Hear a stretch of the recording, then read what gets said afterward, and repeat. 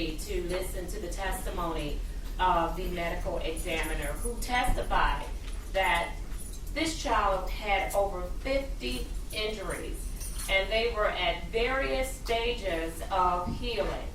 The medical examiner also testified that it is highly unlikely that this child could have inflicted these wounds upon herself, even if she was clumsy. He indicated that this child had several impacts all over her head. In fact, there was hemorrhaging between the scalp and the bones of this child. I want to paint the picture of the nightmare that this child lived while she was in the care of these two defendants. The medical examiner testified that the injury to the child's pancreas occurred approximately 7 days prior to her death. He indicated that the injuries that this child had sustained, she would have been in a lot of pain, and that her health and her ability to move around would have deteriorated greatly prior to her death.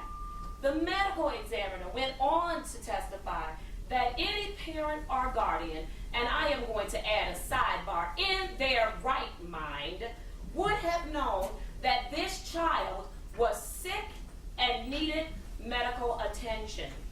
I also had the opportunity to review the very, very long DVDs that the prosecutor provided to me, and I almost thought I watch a lot of ID station, and I got confused because I thought I was watching the ID station.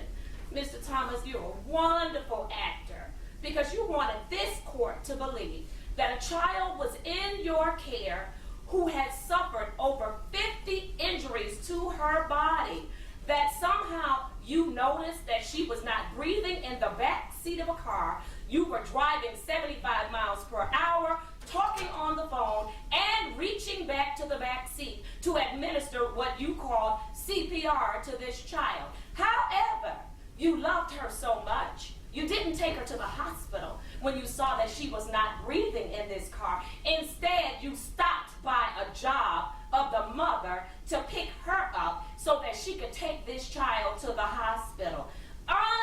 Unbelievable, but you are an incredible actor, and for that, you should get a standing ovation.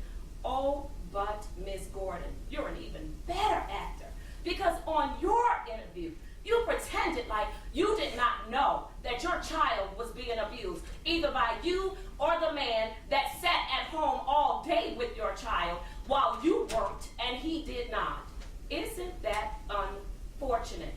You are responsible for your child. What was even more incredible is during your interview, you indicated that you were aware that your child sustained a head injury. However, you did not take her to the hospital because you had had some Moscato and some marijuana on you. Unbelievable.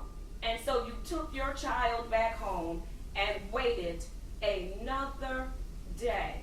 You are wholly responsible for what happened to your child.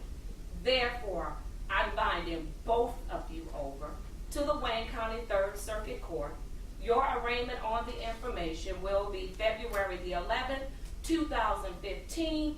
Don't ask me anything about bond. I'm not entertaining it, and I wish you all the very best. And I'm really being sarcastic.